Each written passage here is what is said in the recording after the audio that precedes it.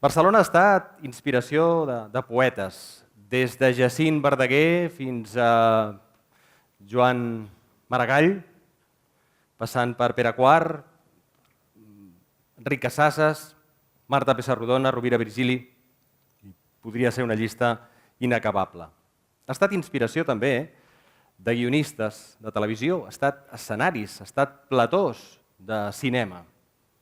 Realment, Barcelona inspira. Atura't un segon. Pren-te el temps d'obrir la finestra. Mira el cel, el carrer, a les altres finestres. Aquí es respira alguna cosa especial, alguna cosa que no acabes de saber què és. Uns diuen que és el sol, d'altres, el mar. Hi ha qui afirma que és la muntanya i qui assegura que es tracta de la platja. La gastronomia d'autor, el disseny, l'arquitectura, o potser és fruit de la nostra història. També pot ser la gent, la seva creativitat o el seu seny, o aquesta cultura de la feina ben feta. Hi ha qui parla de Gaudí, qui parla de Miró. Fins i tot hi ha qui diu que és per Messi. Potser és que és una ciutat moderna i cosmopolita, o potser és la forma propera i senzilla que tenim de viure-hi, com si fos un poble. La innovació tecnològica, l'artesania, la barreja de cultures. Sí, Barcelona té tot això. Però hi ha alguna cosa més. Alguna cosa que sents cada dia, però que ni tu, ni jo, ni ningú no sap del cert què és. Barcelona, una capital que inspira.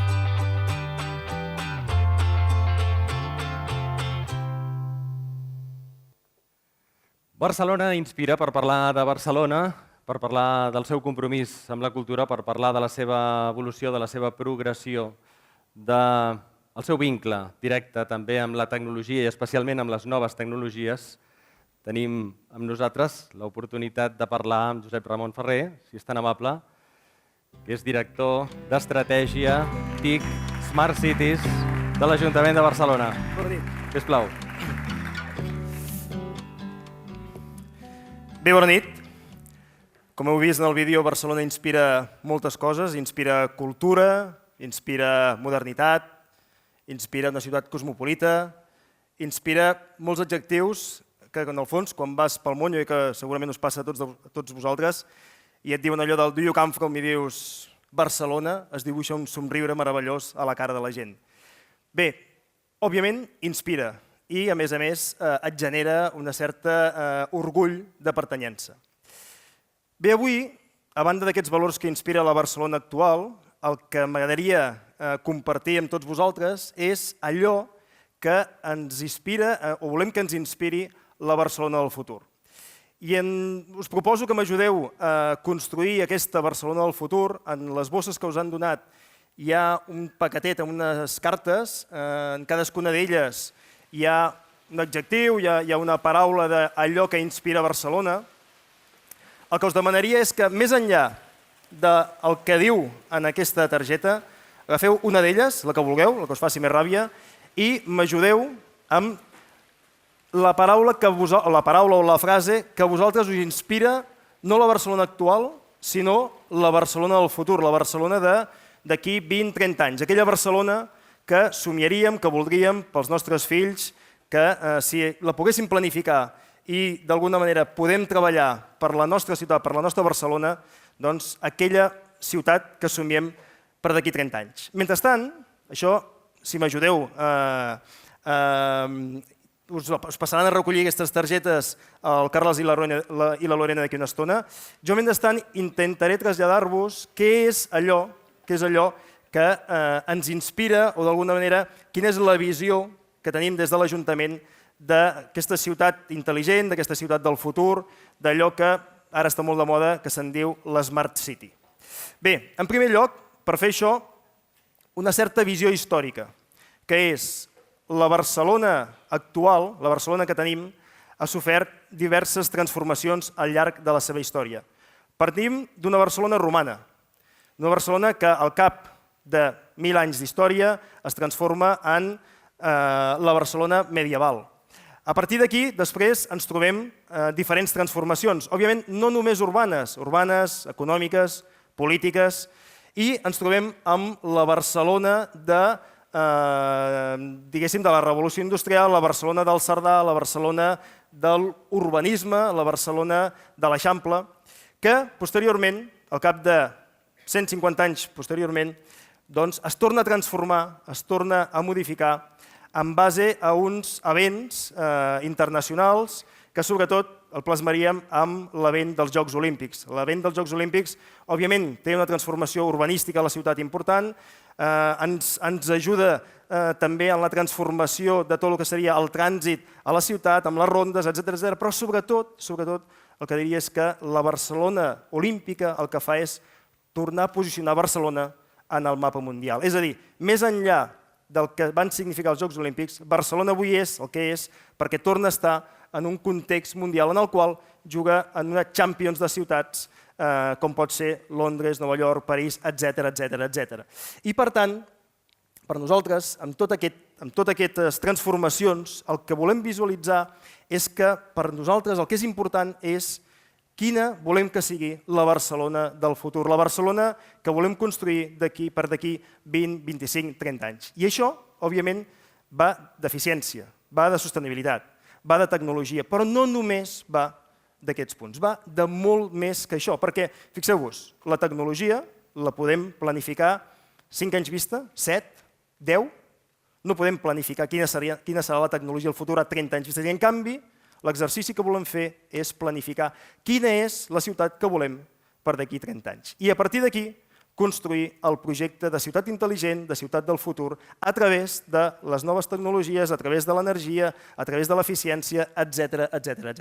I aquí, en aquesta gràfica d'aquí, simplement el que volem simbolitzar és aquestes transformacions que ha anat patint Barcelona al llarg de la seva història. Des de la Barcelona 1.0, la Barcelona romana, a la Barcelona 4.0, que seria la Barcelona de les Olimpiades, fins la Barcelona 5.0, que és la nostra manera de definir aquesta ciutat intel·ligent, perquè volem fugir també del concepte només tecnològic, sinó que volem parlar de conceptes socials, de la nostra gent, de l'evolució conjuntament amb les empreses, etc.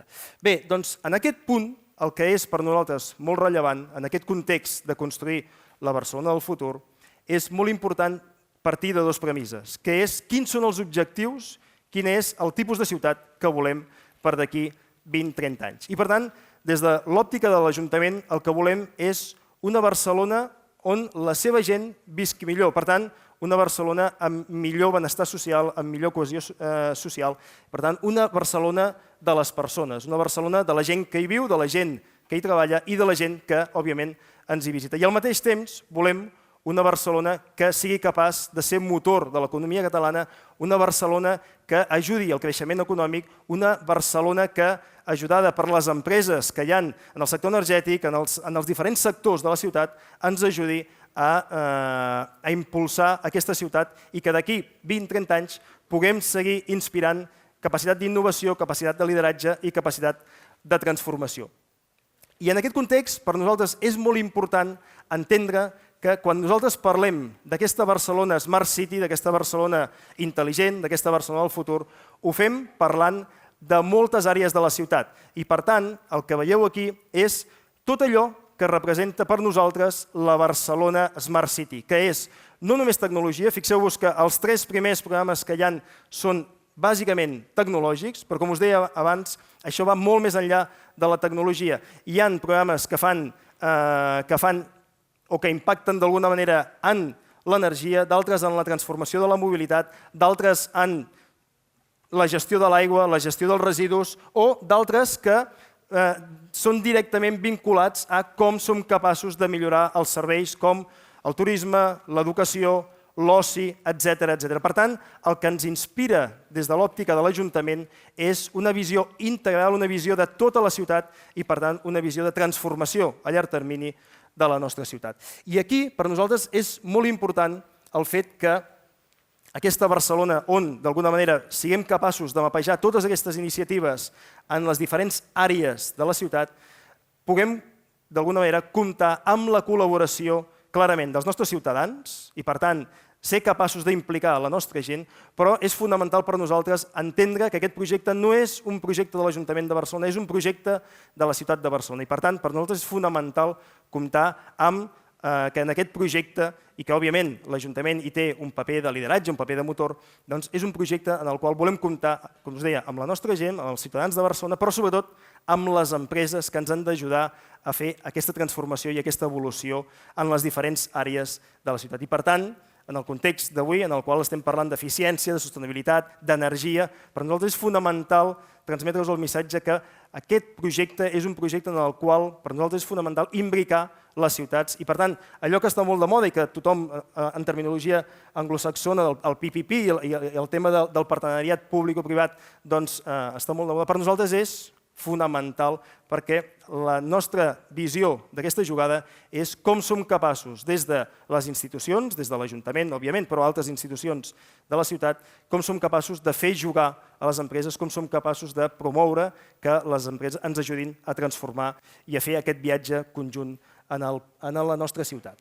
Bé, doncs, d'alguna manera, el que us volia traslladar i el que, com us deia al començament, el que m'agradaria és que us feu vostre aquest projecte i que, per tant, ens ajudeu a la gent que estem a l'Ajuntament a pilotar conjuntament el projecte de Smart City Barcelona. I, per tant, us torno a demanar com us imagineu que ha de ser aquesta Barcelona 5.0, aquesta Barcelona dels propers 30 anys. I, per tant, entenc que algú de vosaltres s'haurà inspirat, m'haurà posat quina és la seva visió de quina ha de ser la Barcelona dels propers anys i entenc que haurem recollit, com a mínim, alguna carta en la qual ens hauran inspirat aquelles coses que des de l'Ajuntament de Barcelona hem de ser capaços de recollir i hem de ser capaços de... Fem que en Carles i la Lorena siguin els encarregats de veure... Sí, aquestes dues les heu agafat a l'atzar? Lorena?